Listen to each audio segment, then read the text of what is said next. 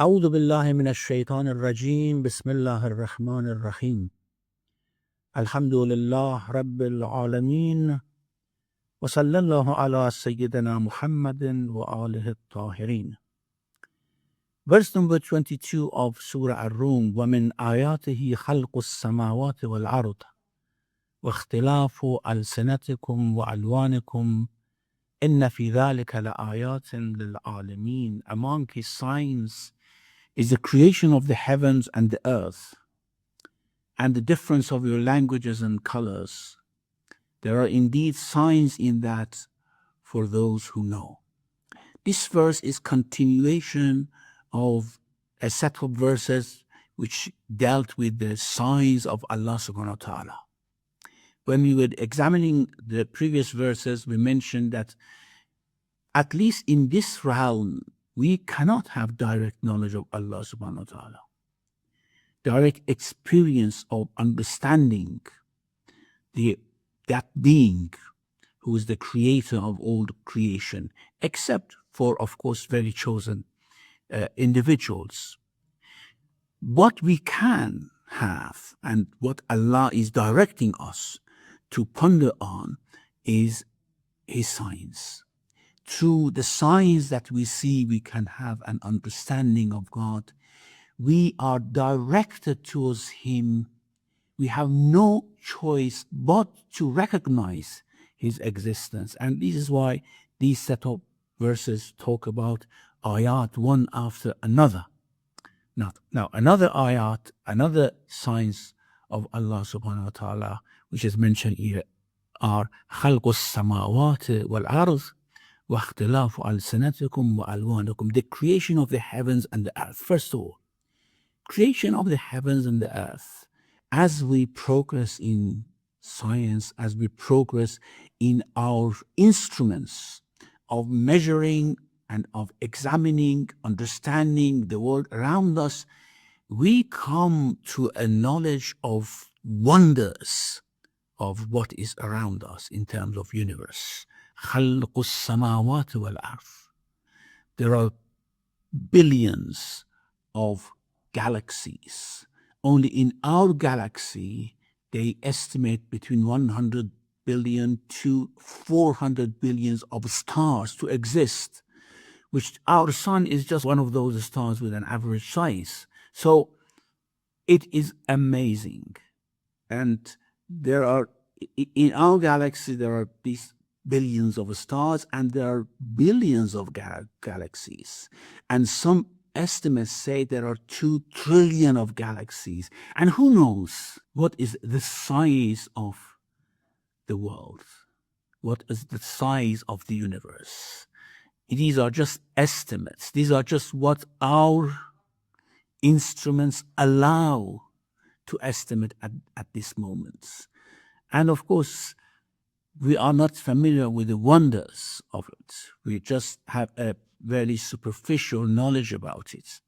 وَمِنْ آيَاتِهِ خَلْقُ السَّمَاوَاتِ وَالْأَرْضِ. And when you come to the earth, then as the natural sciences progress in terms of geology, botany, zoology, psychology, biology, and all these different disciplines of science, then we come to find more and more about the marvels of what is created on the earth and about the earth itself. So this is one of the greatest signs of a being, an intelligent, powerful, wise being behind all these. Now, if someone is not satisfied by these signs, then nothing can satisfy them. I mean, the signs are absolutely enough for someone who wants to accept and admit a being behind the scene of this creation.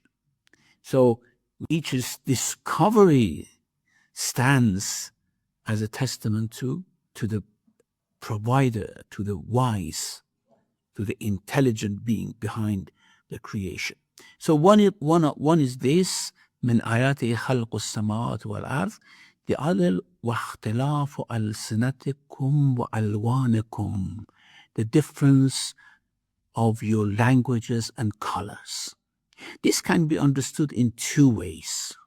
Difference of your languages and colors. One is, of course, what we all can admit and recognize is the difference between languages that different nations have.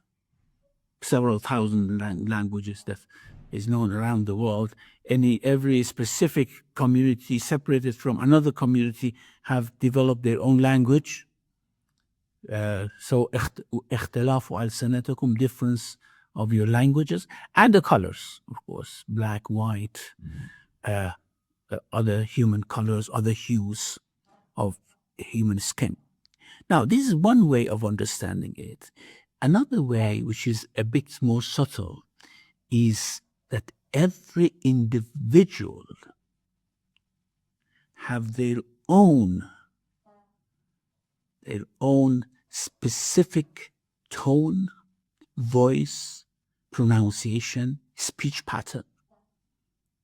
And in terms of color, you cannot find two individuals who are exactly the same in the hues of their colors. And that is how we can recognize each other. And it's not only that, of course, the shape of the face and all these things. In fact, Fakhruddin Razi says something very interesting about that. He says that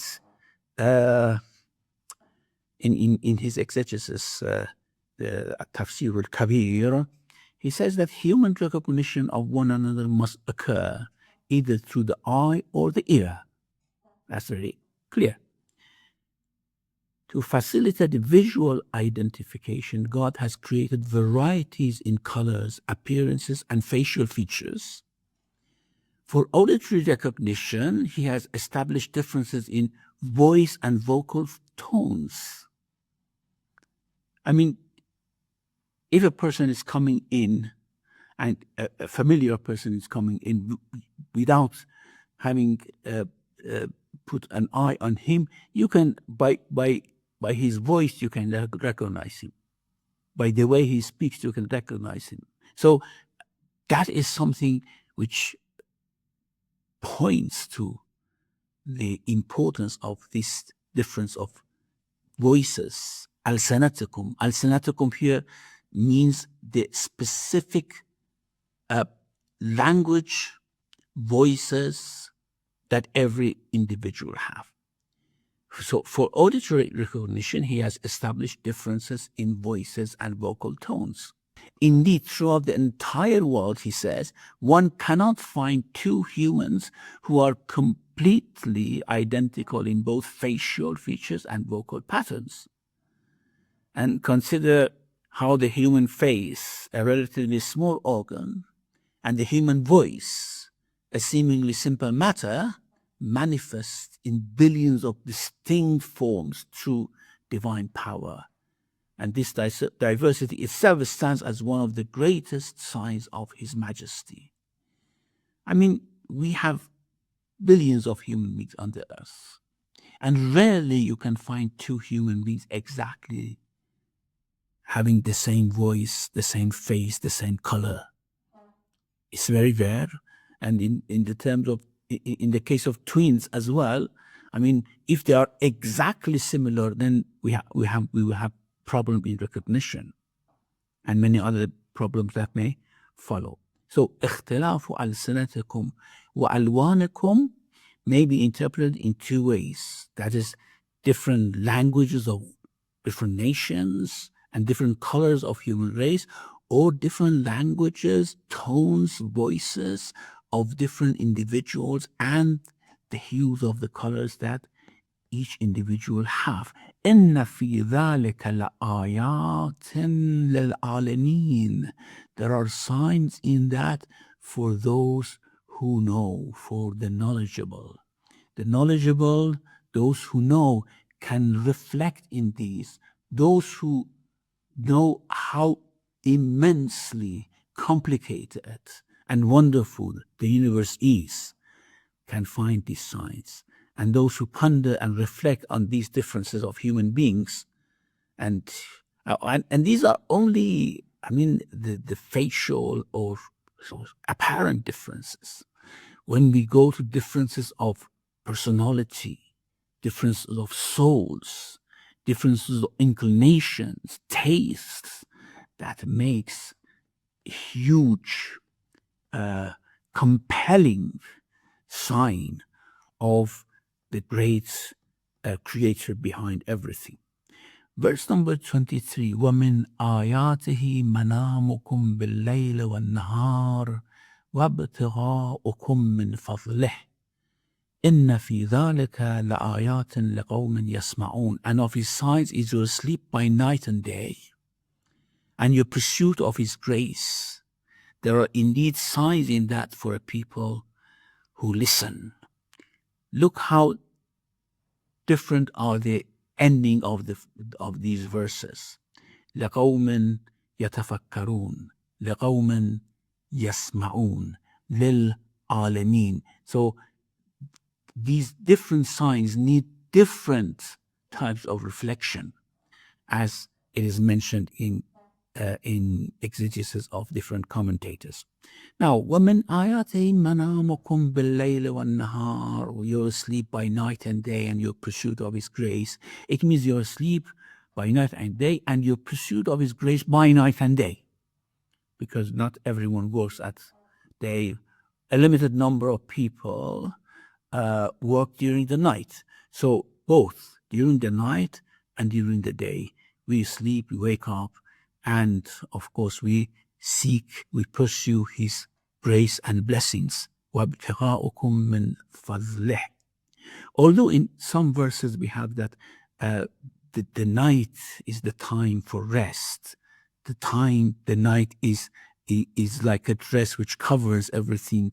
وَجَعَلْنَا اللَّيْلَ لِبَاسًا وَجَعَلْنَا النَّهَارَ مَعَاشًا. But this is looking at the majority of the cases. There are, of course, minority of the cases which is acting differently. So, مَنَامُكُمْ بِاللَّيْلِ وَالنَّهَارِ وَابْتِغَاؤُكُمْ مِنْ فَضْلِهِ means you're asleep during day and night, and your movement for seeking his blessings, because everything that we gain in this life is a blessing from Allah subhanahu wa ta'ala. The way the sentence is structured is very beautiful. ابتغاؤكم من فضله, your pursuit of his grace. And his grace means his provision, of course, his blessings. And blessings are not limited to looking after rizq and material provision, but everything, knowledge, pursuit of knowledge, pursuit of spirituality, pursuit of a spiritual elevation and growth. And of course, in most cases, people during the day are in pursuit of their provision. So whatever ابتغاؤكم من فضله means whatever you attain in your endeavor to find your provision, in your trades, in your business, is all seeking the fadl, the grace and blessing of Allah subhanahu wa ta'ala. So the Prophet is to remind people of his wisdom in dividing human life into toil and rest. مَنَامُكُمْ بِاللَّيْلِ وَالنَّهَارِ وَابْتِغَاؤُكُم مِّن فَضْلِهِ. Because if we wanted to continually work, life would have been very difficult. The system of our body is created in a way that's because of mercy of Allah subhanahu wa ta'ala. He doesn't want us to toil continuously. In Al-Mizan, he mentions that fazl ibtiga'ukum min fadlih, fazl, I think we have mentioned this before as well, refers to whatever exceeds one's needs. And apart from that, it also signifies a gift. It can denote a gift, because when someone gifts something to someone else, in fact, that is an extra thing in their life or exceeds their needs.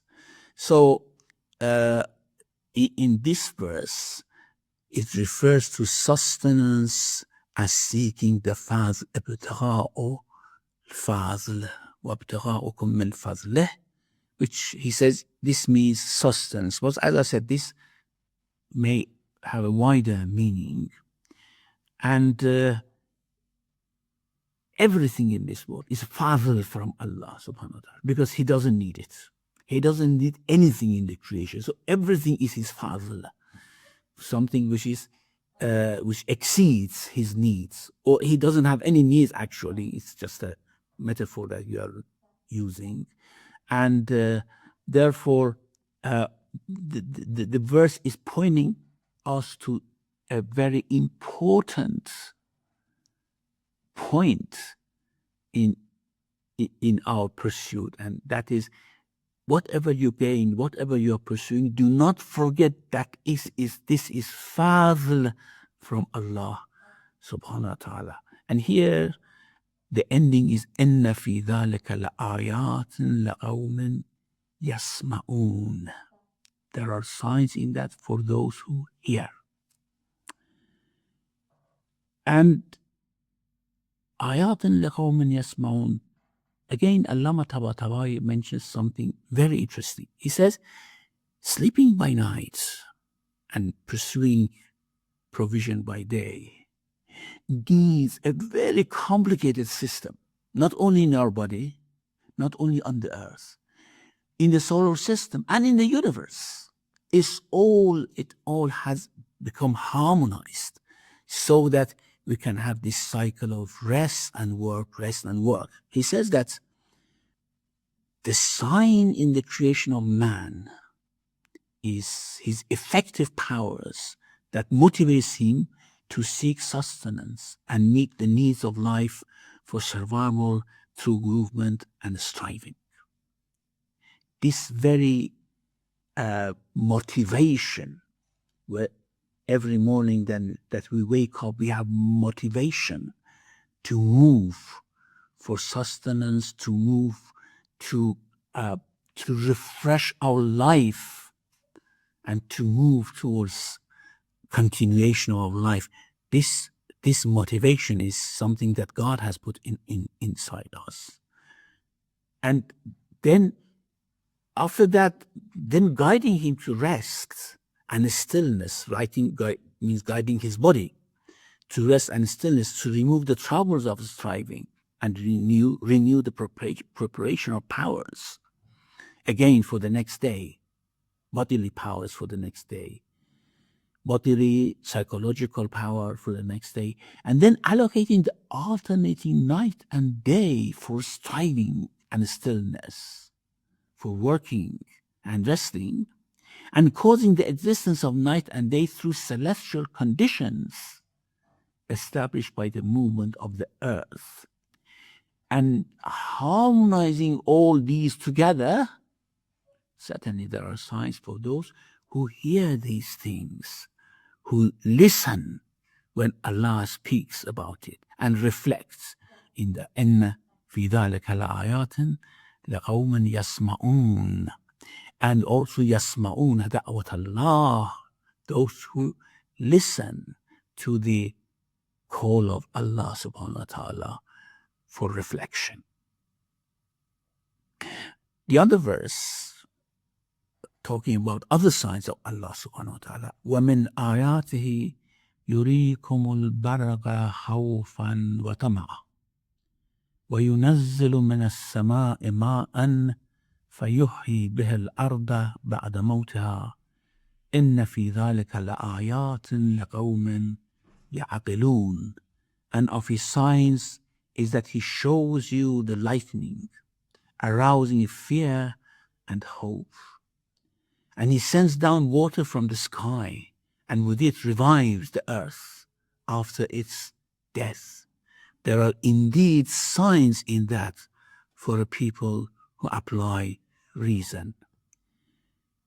يُرِيكُمُ الْبَرْقَ خَوْفًا وَطَمَعًا. When the lightning, of course, shines, there are two sort of very different feelings that maybe arose in two different places of the earth. One, fear of the thunderbolts, the lightning may strike. the harvest may strike people, and the hope for rain when the rain has stopped. So, يُرِيكُمُ الْبَرْقَ خَوْفًا وَطَمَعًا. In the same thing, there may be two feelings. The same thing may arouse two feelings in you: fear and hope. And of course, if we want to go deeper in that, our relation with God should also be a mixture of fear and hope. Fear of our actions, fear of his judgment of our actions, and hope in his grace, hope in his mercy, hope in his forgiveness. خوفا وطمعا وينزل من السماء ماء, and also sending down the rain. I don't think I need to discuss this further because we have discussed this several times before. What complicated harmony should be at place to make water falling from the sky, يُنَزِّلُ مِنَ السَّمَاءِ مَاءً, to make rain possible, to make raindrops to come down to earth. There is no need to elaborate further on that. فَيُحْيِي بِهَا الْأَرْضَ بَعْدَ مَوْتِهَا. And also, by that, the earth, which was dead, will become alive again, revives the dead earth by that. إِنَّ فِي ذَلِكَ لَآيَاتٍ لَقَوْمٍ يَعْقِلُونَ. In that there are signs for a people who apply reason, people of understanding, who can comprehend that there is a divine providence overseeing all these different things, the harmonies, and that they are not merely coincidental or accidental. I mean, this set of verses is very compelling, in the sense that if one wants to reflect on these different signs, would have no choice but to admit that there is a creator, there's an intelligent creator behind it, unless one doesn't care at all. I don't care. I mean, all these are there. How do I know if they are not accidentally made like this? I mean, one can say that, but these signs are so compelling that قوم يعقلون, those who apply reason, cannot ignore it. And then the next verse number 25, وَمِنْ آيَاتِهِ أَن تَقُومَ السَّمَاءُ وَالْأَرْضُ بِأَمْرِهِ ثُمَّ إِذَا دَعَاكُمْ دَعْوَةً مِنَ الْأَرْضِ إِذَا أَنْتُمْ تَخْرُجُونَ. And of his signs is that the sky and the earth span by his command. And then when he calls you forth from the earth, behold, you will come forth. The heavens and the earth, this is different from creation of the heavens and the earth. In two previous verses, we had وَمِنْ آيَاتِهِ خَلْقُ السَّمَاوَاتِ وَالْأَرْضِ. Verse number 22, I guess. وَمِنْ آيَاتِهِ خَلْقُ السَّمَاوَاتِ وَالْأَرْضِ, creation of the heaven and the earth, creation of the heavens and the earth. But here it talks about holding it. It stands by his command so that it does not vanish. It is there, it is created, and its continuation depends on him. من آياته أن تقوم السماء والأرض بأمره. In Tafsir of Surah, he actually goes into a very classical argument that every existing being which is not existent by itself needs another being which is self-sustaining, which is wajibul wujud, to keep it, to create it, and to keep it, to stand. It cannot just stand for itself. It cannot be created and continue to exist. For every moment of its existence needs the the support of that needless being which is behind it. So we have in another verse in Surah Al-Fatir, إِنَّ اللَّهَ يُمْسِقُ السَّمَاوَاتِ وَالْأَرْضَ أَن تَزُولَ. This is, of course, a more clear expression about that. إِنَّ اللَّهَ, here it says, of his side is that the sky and earth stand by his command. Stand means continue to exist. تَقُومَ السَّمَاءُ وَالْأَرْضُ مَا أَمْرِهِ. They continue to exist by his command. Here in Surah Al-Fatir it says, Allah sustains the heavens and the earth lest they should disappear. إِنَّ اللَّهَ يُمْسِكُ السَّمَاوَاتِ وَالْأَرْضَ أَن تَزُولَا. Sustains the heavens and the earth lest they should disappear. وَلَئِنْ زَالَتَا إِنْ أَمْسَكَهُمَا مِنْ أَحَدٍ مِّن بَعْدِهِ. And if they were to disappear, there is none who can sustain them except him. إِنَّهُ كَانَ حَلِيمًا غَفُورًا. Indeed, he is all forbearing, all forgiving. This means that the creation of the heavens and the earth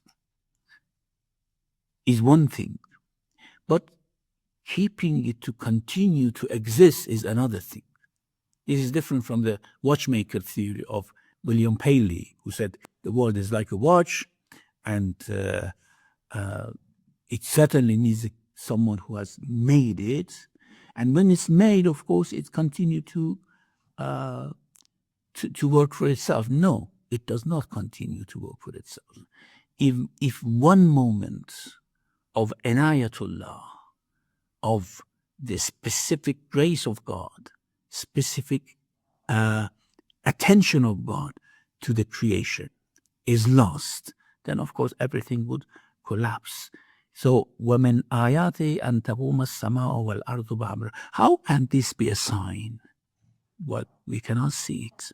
But it can be a sign for those who really reflect and know that a being which cannot be self-sustaining cannot continue to exist. This needs more reflection and more reasoning.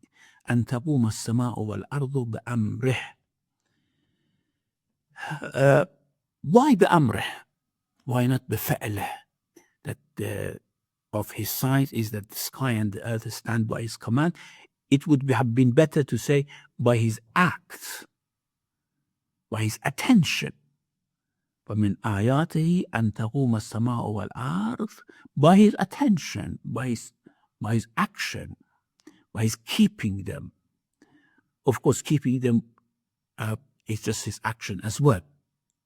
So, the reason is, as it is mentioned in Majma' al-Bayan by Allama Tabrasi, is that by his command means by his action keeping. There's no doubt about it. But the actions of God are added to him by the expression by his command, or by his wish, by his will, because it's more expressive of his power. The statement he wanted and it was, or commanded and it was, this is what Majma' al-Bayan says, is more expressive of power than saying he did and it was. So, أَن تَقُومَ السَّمَاءُ وَالْأَرْضُ بِأَمْرِهِ, by his command, means he doesn't need to do anything. Yes, it's by his action, but his action is his command. There's nothing else. And this is a very, very subtle and wonderful expression. أن تقوم السماء والأرض بأمره. He doesn't need to do anything. He doesn't need to exert attention to hold it. No, it's just his command. So, but Allama Tabrasi says is quite in place. He says when you want to use this expression for a very powerful being, you don't say by his action, no. By his command, by his will, things like that. ثُمَّ إِذَا دَعَاكُمْ دَعْوَةً مِنَ الْأَرْضِ إِذَا أَنْتُمْ تَخْرُجُونَ. Da'wah is call. Of course, in Tafsir of Kashif, Marhum Mu'niya says that in this world, of course, da'wah call is towards guidance. is to guide us to what is good for us, what is bad for us. But in da'wah akhirah, it's not the call of tashri, is a takwini call. He calls you means he commands you. As I said, his command is his action. He commands you to rise from your graves. Da'akum da'watan min al-ard. Again, the expression is very subtle. That's, first of all, things are holding by his command, and the resurrection is also by his command. Just the call. And that's all. There is no extra action there needed for Allah subhanahu wa ta'ala. ثم إذا دعاكم دعوة من الأرض إذا أنتم تخرجون. Allah he says about these two إذا here. This is a subtle wonder of the expression. ثم إذا دعاكم دعوة من الأرض إذا أنتم تخرجون. He says the first إذا is conditional, of course. When he does that, then that happen. It sets up the scenario of resurrection. But the second إذا implies suddenness, is transformative in the expression. And it says that when he calls you from the earth, immediately you rise up from your graves. ثم إذا دعاكم دعوة من الأرض إذا أنتم تخرجون, means immediately, without any delay, you will rise up from your graves. Now, is this among his signs? Because this we haven't seen that yet. Some commentators says that this is the end of the signs are أن تقوم السماء والأرض بأمره, and then the continuation is the consequence of all these signs that you see is there for you. And then, of course, comes another scenario for the world, and people are revived from their graves. Inshallah, Allah give us the blessing that we can continuously reflect on these verses. These ayat really refreshes one's heart and brings us closer to Allah subhanahu wa ta'ala. ربنا لا تزغ قلوبنا بعد إذ هديتنا وهب لنا من لدنك رحمة إنك أنت الوهاب وصلى الله على محمد وآله الطاهرين.